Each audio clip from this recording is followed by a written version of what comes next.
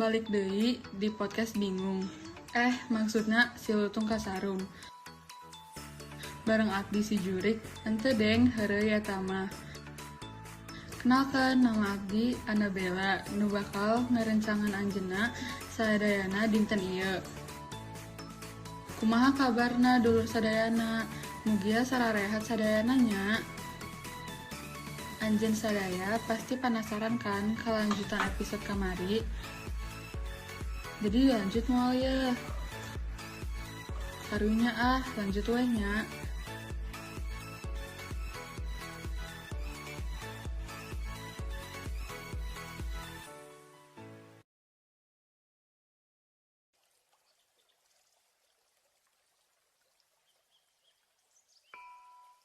Jadi kieu, Lutung Kasarung jadi penjaga sekaligus jadi sahabat deket Purbasari. Hadirna Lutung Kasarung di hirup Purbasari nyen kasedihan Purbasari laun-laun leungit. Purbasari menang sahabat anu ngahibur jeung ngajagaan manehna. Jang minuhan kabutuhan sapopoe. Lutung Kasarung nitah kabeh kerak keur mawa kedaharan jeung buah-buahan keur Purbasari.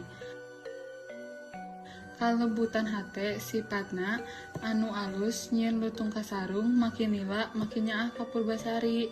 Sedangkeun sikap tanggung jawab kapemimpinan jeung kacerdasan ti Lutung Kasarung nyieun Purbasari jadi bogoh ka Lutung Kasarung. Lila kalilaan, Purbasari jeung Lutung Kasarung ngarasa maranehna teu bisa dipisahkeun deui. Tanpa sepengetahuan Purbasari, Lutung Kasarung menta ka indungna Sunan Ambu jang dijieunkeun taman anu endah anu aya tempat pamandian jeung Purbasari. Sunan Ambu langsung nitah kabeh dewa jeung kabeh bidadari jang turun ka bumi. Tujuanna jang ngawujudkan kahayang putrana. Para dewa jeung bidadari ngabangun taman oge tempat keur mandi anu mewah pisan keur Purbasari. Pancurana dijieun ti emas murni. Dinding jeung lantaina dijieun ti batu pualam. Cai talaga anu ngalir asalna ti talaga leutik anu murni bersih jeung aya doa-doa ti para dewa.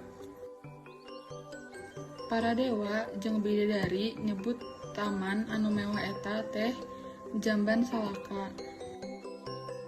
Salain dijieunkeun talaga jeung taman anu endah pisan, kabeh bidadari nyiapkeun sababaraha pakaian anu indah jeung Purbasari. Pakaian eta lembut pisan jeung tak kakira endahna. Dijieun ti awan nu lembut ditambah hiasan batu-batu permata ti lautan. Eueuh pakaian di dunya ieu anu bisa naingan kaendahan pakaian Purbasari.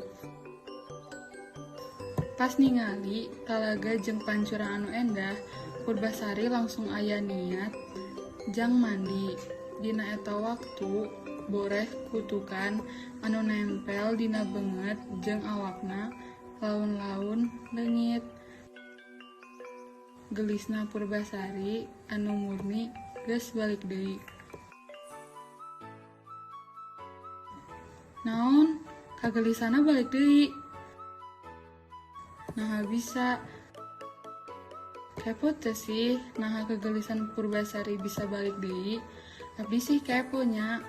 Natakna terus pantengin episode nu selanjutna. Tiap dia Nabel tapi sanes boneka setan. See you next episode.